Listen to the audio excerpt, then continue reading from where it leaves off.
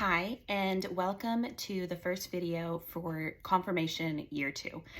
Last year, or depending on when you watch those videos, we discussed a lot of scripture background, a lot of the Old Testament, and we did not speak a lot about the life of Jesus. So we didn't cover the Gospels very fully. We didn't cover much in the New Testament just in general, other than to show the similarities, the fulfillment of the New Testament of the Old Testament. So this year, this group of 15 videos is going to touch a lot more on the life of Jesus. It's also going to touch on philosophy and more fully take the approach of how are you as a confirmed individual to live your spirituality. So this first video, first off, I want to say welcome.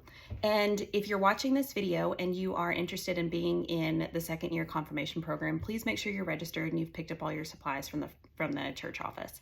So there's that. I want to dive right in though. Today we are going to be talking about the commandment that Christ gave us. Now in the Old Testament, we read that God gave Moses 10 commandments. It starts out with love God above everything else, and then it continues down through keep holy the Sabbath, don't kill anybody, don't murder, don't rage with jealousy over what your neighbors have or their spouses. There's a list of 10. And if you don't know them, feel free to look them up. But in Mark chapter 12, which is it's actually the first gospel that was written. We have it out of order. The way that we put it in our Bible, we say Matthew, Mark, Luke, and John, but actually Mark is our first gospel that was written down. But in the Gospel of Mark, Jesus is confronted and he is asked, of those commandments, which one is the most important commandment? Now, Jesus answers this in an extremely important way. He lists the first commandment, love God above everything else. So that's our number one. It was number one that God gave to Moses. It's number one from Jesus. But he couples another commandment with it, and it is love your neighbor as yourself. Now, when we first read or hear love your neighbor as yourself, a lot of people refer to this as the golden rule. Basically, they translate it to treat others the way you want to be treated. That's great. That's not entirely what it means. So that is a profound simplification that's basically telling you to be a nice person, which yes, be a nice person, but it goes way deeper than that. Now, so when we're understanding Jesus and understanding what he wants our relationship with God to look like, I like starting here because this is so important. First off, love your neighbor as yourself. When I ask, especially young kids, I have a 4th and 5th grade class right now. When I ask young kids, who do you love more? Do you love God or do you love your mom? And the kids panic. Every time I go over the first commandment, I ask them this: who do you love more, God or do you love your mom? And they will either lie and say, no, I love God more, which, sorry, God. Or they'll say, I love my mom and it scares me that I'm going to be in trouble. That is where this love your neighbor as yourself comes into play. So right now we're talking about the love your neighbor part. Now, we are sensory beings, okay? We have the 5 senses. We see, smell, taste, touch, hear, and we absorb our environment through our senses, okay? There's nothing wrong with that. It is easier for us to bond with something that we can see and touch. One of the things that we talked about in the first set of videos was how God is present in all of creation. He is present in every single person, including me, including you, including your mom. So God is he is present within his creations. So when we are loving a person, we are loving God. This wasn't a trick, okay? God did not give us people that we immensely bond with. Specifically, your most important bond is usually supposed to be with your mother. So the relationship that you have with your mother shapes you in the most profound way. So we are given a mother. We love our mothers. We bond with our mothers.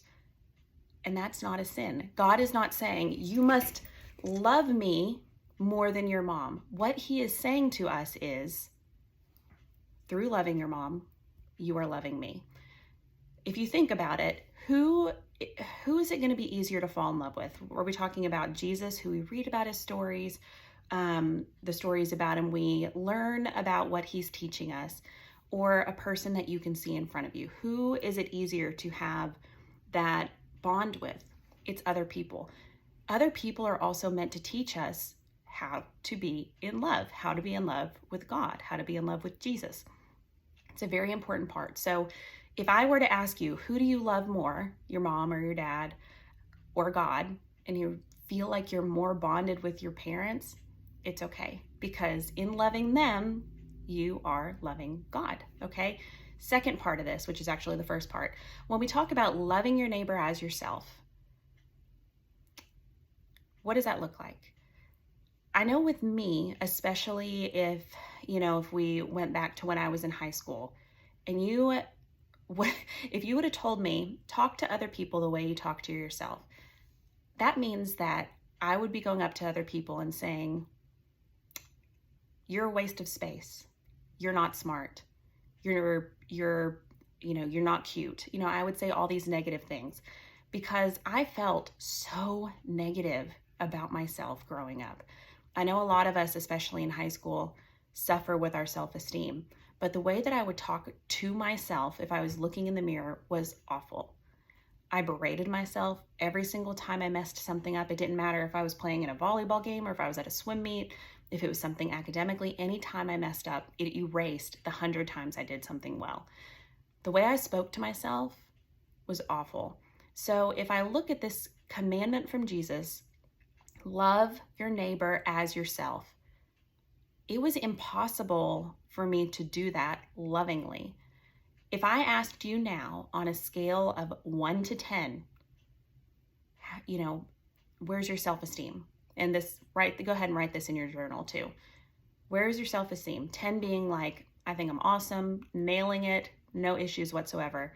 1 being, I have absolutely no self-esteem. Right now, I would probably put myself at like a 5 or a 6, which, that's still not great in and of itself. But here's the thing. When we do not love ourselves, us as a creature, a creation of God, when we do not love ourselves, it becomes very difficult for us to authentically love other people. When we live in a place of insecurity, when we focus on our negativity, a lot of times when we look at other people, it becomes, they have their stuff together, I want to be like them. It becomes this bizarre idol worship, and it also skews our relationship with that person.